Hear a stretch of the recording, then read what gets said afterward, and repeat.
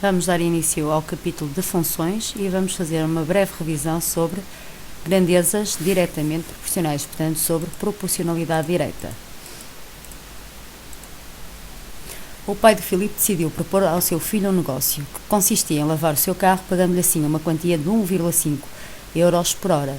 Se o Filipe demorar 3 horas e meia a lavar o carro, quanto ganha? Portanto, facilmente se verifica que as grandezas são diretamente proporcionais. E porquê?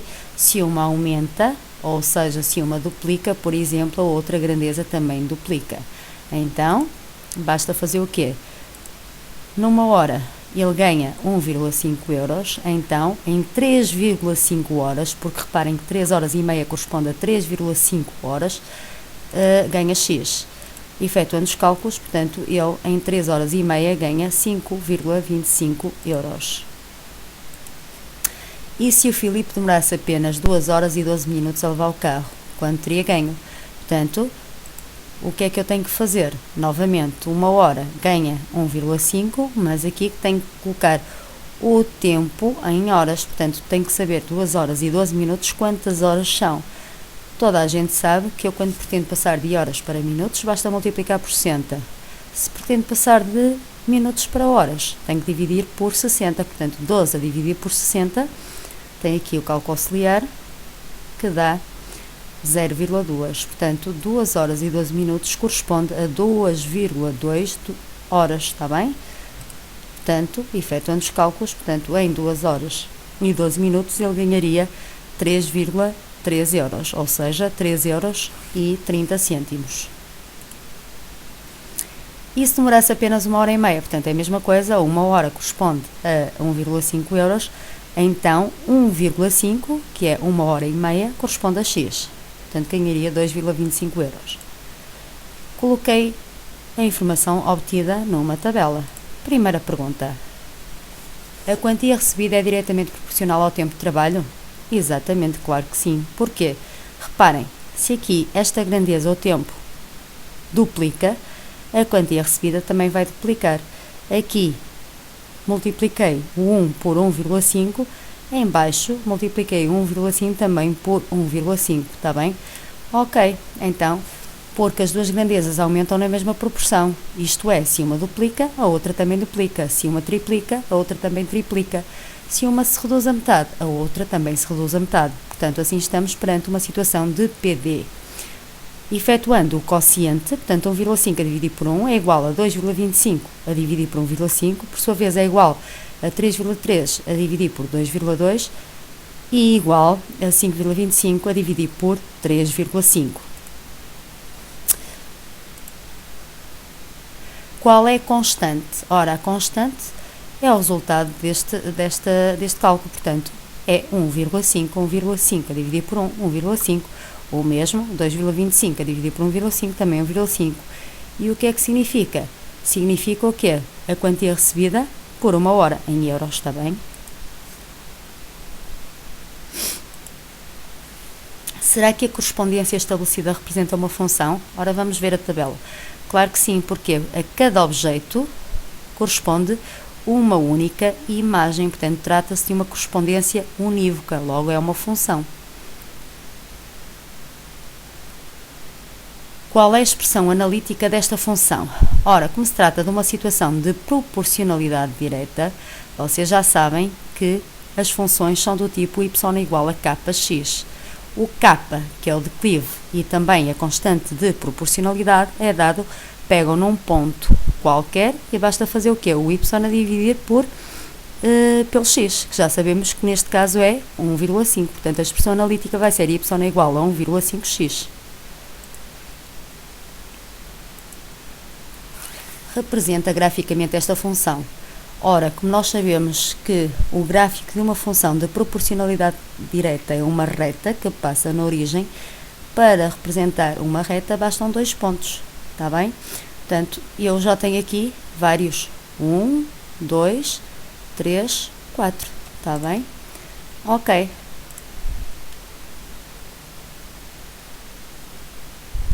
Só me interessa, neste caso, devido ao problema em causa, o primeiro quadrante. Através do gráfico da função é possível observar qual a quantia ou um valor aproximado que receberia o Filipe, dependendo do número de horas de trabalho. Por exemplo, se eu perguntasse assim, se o Filipe trabalhasse 2 horas e meia, quanto ganharia? Então, o eixo do X, que são as minhas horas, representa as horas, 2 horas e meia é 2,5. Iria aqui ao 2,5, via onde é que interceptava a função e qual é a correspondente ordenada. Portanto, se ele trabalhasse 2 horas e meia, ganharia um valor compreendido entre 3,5 e 4. Neste caso é fácil fazer. 2,5 vezes 1,5 dá 3,75. Portanto, aqui é o resumo. O gráfico é constituído por um conjunto de pontos que se situam sobre uma linha reta que passa na origem do referencial. É uma função é y é igual, portanto, a kx, sendo k a constante de proporcionalidade direta. Portanto, esta equação aqui é equivalente a esta. Aqui um exercício que já fizemos na aula, portanto, rapidamente observa a tabela incompleta. Portanto, aqui faltava 2, ali 250, aqui 600 e aqui 10. Portanto, tudo isto é igual a todos estes quocientes. O resultado dá uma centésima, 0,01. O custo é diretamente proporcional ao peso? Sim. Porquê? Porque o quociente entre duas grandezas, entre os dois valores correspondentes, é sempre constante. Qual é a constante? É 0,01, uma centésima. O que representa, neste caso, neste exemplo concreto, representa o quê? O preço em euros de 1 grama de carne. Qual é a expressão analítica que representa esta função de PD? Ora, muito bem, a expressão analítica, como é do tipo y igual a kx, basta substituir o k por uma centésima. Portanto, y é igual a 0,01x. Aqui o exercício 2, facilmente se detecta qual das tabelas representa uma situação de PD. É a primeira, porque 2 a dividir por 1 dá 2, 4 a dividir por 2 dá 2, 10 a dividir por 5 dá 2, 12 a dividir por 6 dá 2. No segundo caso, a segunda tabela não representa, porque 1,5 a dividir por 1 dá 1,5, 3 a dividir por 2 dá 1,5, mas 4,8 a dividir por 4 dá 1,2. Portanto, o quociente não é constante. Tem aqui a resolução, que eu acabei de dizer. Proporcionalidade inversa. Isto sim é novidade. Ora, vamos lá ver alguns exemplos. O pai da Joana jogou no Euromilhões e ouviu nas notícias. O primeiro prémio foi de 300 milhões de euros. A Joana perguntou ao pai: o que acontece se houver mais do que um totalista? O valor do prémio, 300 milhões de euros, será dividido pelo número de totalistas. A tabela traduz a situação descrita. Portanto, neste caso, o X representa o número de totalistas, o Y o prémio que recebe cada totalista, certo? Então, o prémio, obviamente, é sempre 300 milhões. Se houver apenas um totalista, ele ganha 300 milhões. Se houver dois totalistas, o prémio é repartido pelos dois, certo? Portanto, 300 milhões a dividir por 2 dá 150 milhões. E por aí fora. Se houver 3 totalistas, fica 300 a dividir por 3, que dá 100 milhões para cada um. Está bem? Portanto, o que é que se repara? A primeira grandeza, o que é que acontece? Se uma duplica, a outra, equivalente, reduz-se a quê? A metade. Reparem, ali, se o número de totalistas triplica, o que é que acontece ao prémio? Reduz-se à terça parte. Portanto, desde já vemos que existe uma relação inversa entre as duas grandezas. Uma aumenta, a outra diminui, na razão inversa, certo? Então, observações. Observando a tabela, verifica-se que à medida que o número de totalistas aumenta, o prémio que recebe cada um diminui. Diz-se por isso que existe uma relação inversa entre as variáveis x e y. Quando o número de totalistas aumenta para o dobro, o prémio de cada um diminui para metade. Se o número de totalistas triplica, o prémio diminui para a terça parte. Portanto, ao aumento da grandeza x corresponde a diminuição da grandeza y na razão inversa. Ora, como é que eu verifico se uma tabela, quando tenho uma tabela, se as grandezas são inversamente proporcionais? Muito fácil, efetuando o produto. O produto, obviamente, tem que dar, neste caso, o valor do prémio, certo? Reparem, 1 vezes 300, 300. 2 vezes 150, 300. 3 vezes 100, 300. Por aí fora, está bem? Portanto, 300 é constante de proporcionalidade inversa e significa o prémio a ser distribuído igualmente pelos totalistas. Em linguagem matemática, posso escrever o quê? X vezes Y é igual a K. E qual é o K neste caso? É 300 milhões. Pus aqui a forma geral. Assim, neste caso, podemos afirmar que as grandezas são inversamente proporcionais. Portanto, duas grandezas são inversamente proporcionais quando o produto dos valores correspondentes é igual a uma constante. Está bem? Tem aqui a definição. Mais exemplos. Se a velocidade média aumentar para o dobro, a duração da viagem diminui para metade. Se aumentar para o triplo, a duração da viagem diminui para a terça parte, etc. Portanto, o produto da velocidade média pela duração da viagem é constante. Outro exemplo. Se o aluguer de um automóvel custa 200 euros, o valor que cada pessoa paga é inversamente proporcional ao número de pessoas. Imaginem que alugam sozinhos um automóvel, então têm que pagar 200 euros. Mas decidem 4 amigos ver um concerto a Lisboa. Portanto, cada um vai pagar o quê? 200 dividido por 4. 50 euros. Está bem? Portanto, enquanto que o número de amigos aumenta, neste caso quadriplica, o preço a pagar por cada um reduz-se à quarta parte. Portanto, são inversamente proporcionais. Ora, muito fácil. Numa situação de PD, se uma das variáveis variar para o dobro, a outra também varia para o dobro. Se uma variar para o triplo, a outra também para o triplo. Se uma se reduz a metade, a outra também se reduz a metade. Se uma passa para o quádruplo, a outra também para o quádruplo, está bem? No caso das situações, de serem situações de proporcionalidade inversa, se uma variar para o dobro, a outra reduz a metade. Se uma variar para o triplo, a outra reduz-se à terça parte. Se uma variar para a metade, certo? Se reduzir a metade, a outra aumenta para quê? Para o dobro. Se uma se variar para o quádruplo, a outra reduz à quarta parte. Como averiguar se duas grandezas são inversamente proporcionais? Já referi. Basta efetuar o produto dos valores correspondentes e tem que dar a mesma constante, está bem? Portanto, o mesmo valor.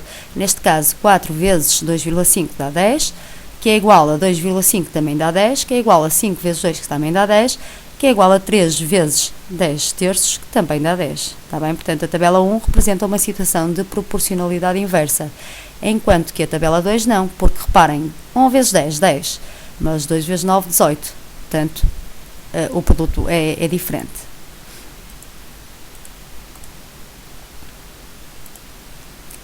Um exercício de exame que saiu na segunda chamada, o exercício 4 de 2007, x e y são duas grandezas inversamente proporcionais. Das 4 afirmações que seguem, apenas uma é verdadeira, qual? Obviamente, depois de lerem, verificam facilmente que é a última. Se x aumenta para o dobro, então y diminui para metade. Cuidado, o que é que diz aqui em cima? A relação inversa é a condição necessária, mas não é suficiente para afirmar que duas grandezas são inversamente proporcionais. Por exemplo, se uma grandeza duplicar e a outra grandeza se reduzir à terça parte, não são inversamente proporcionais, porque não variam na razão inversa, certo? Ou seja, se uma duplicar, a outra tem que diminuir, tem que se reduzir a metade. Se uma triplicar, a outra tem que se reduzir à terça parte, está bem? Portanto, neste caso, não ser a relação inversa não é suficiente, é necessário, mas não é suficiente para dizermos que duas grandezas são inversamente proporcionais, está bem? Função de proporcionalidade inversa. Vamos ver mais um caso aqui. A Francisca construiu um retângulo em que a medida da área é 100 cm². Portanto, toda a gente sabe que a área de um retângulo é comprimento vezes largura. Com esta informação, é possível determinar as medidas dos lados do retângulo que ela construiu? Obviamente que não. E porquê? Porque há uma infinidade de produtos que dão o quê? O resultado 100, certo? Então eu não consigo adivinhar. Por exemplo, pus aqui vários casos. Reparem, A largura pode ser 1 e o comprimento 100. Ora, 1 vezes 100 dá 100, certo? Mas a largura pode ser 2 e o comprimento 50. 2 vezes 50 dá 100, por aí fora. Portanto, claro que a resposta a esta questão é não, uma vez que há uma infinidade de números positivos cujo produto é 100. Positivos porquê? Porque no contexto desta situação não há comprimentos negativos nem nulos, certo? Portanto, não posso pôr aqui menos 1 vezes menos 100, porque não faz sentido. Largura menos 1 e comprimento menos 100. Ora, se a largura for L e o comprimento C, qual é a expressão analítica? L vezes C é igual a 100, certo? Portanto, que é equivalente, se eu resolver em ordem a C, é equivalente a ter o quê? C é igual a 100 sobre L, está bem? É a mesma coisa. X vezes Y é igual a 100, está bem? Podia resolver em ordem a Y. A Y é igual a quê? 100 sobre X. Ou também podia resolver em ordem a X. Ficaria o quê? X igual a 100 sobre Y. Coloquei a informação numa tabela e facilmente verificamos que esta tabela, que corresponde a uma situação de proporcionalidade inversa, é também uma função. E porquê? Porque cada objeto, certo, corresponde a uma única imagem. Portanto, há uma correspondência unívoca. Ora, e é isto que vocês têm que fazer. Portanto, uma situação de proporcionalidade inversa é sempre uma equação do tipo y é igual a quê? A 100 sobre x, ou x vezes y é igual a 100. Portanto, estas duas equações são equivalentes. Aqui, só para recordar, vocês já sabem que o y é variável dependente. E porquê? Quanto é que é o valor do y? O valor do y depende do valor que eu atribuir a x, certo? Portanto, o y é sempre a variável dependente e o x é a variável independente. Aqui o que eu acabei de dizer, portanto, a definição.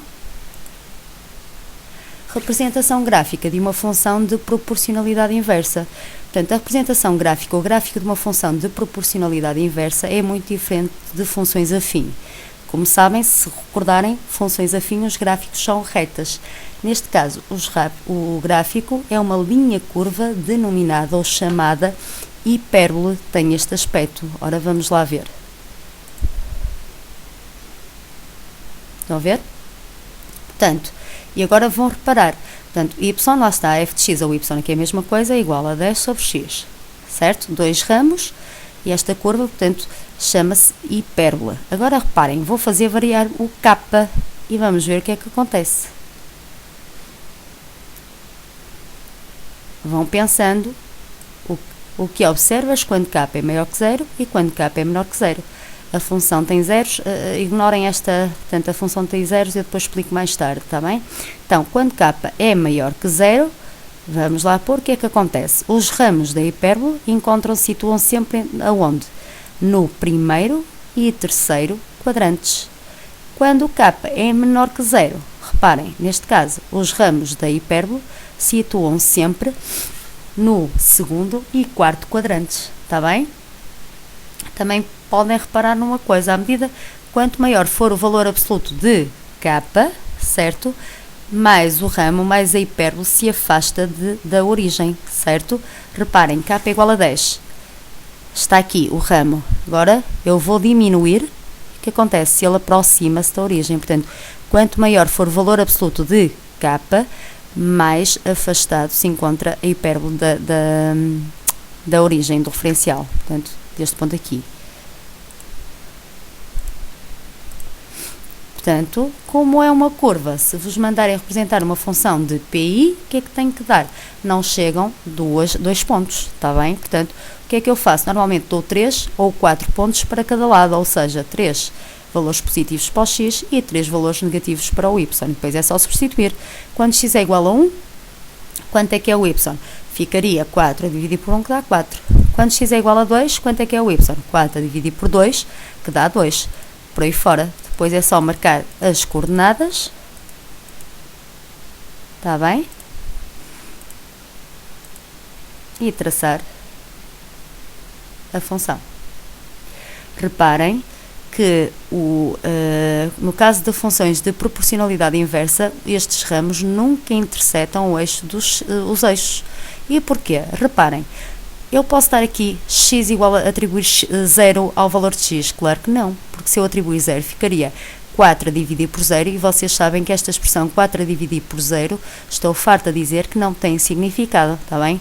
Se pegarem na calculadora e colocarem um número qualquer a dividir por 0, a calculadora diz que dá erro matemático, porque 4 a dividir por 0 é uma expressão sem significado, tendo para infinito que vocês mais tarde vão falar nisso. O que tem aqui é o que eu acabei de dizer, portanto é o resumo que vocês têm mesmo que saber. Aqui a comparação, a distinção entre grandezas diretamente proporcionais e de proporcionalidade inversa, está bem? Portanto, isto tem que estar sabido muito bem na ponta da língua, tá? Pronto, este exercício já fizemos na aula. Terminou por hoje.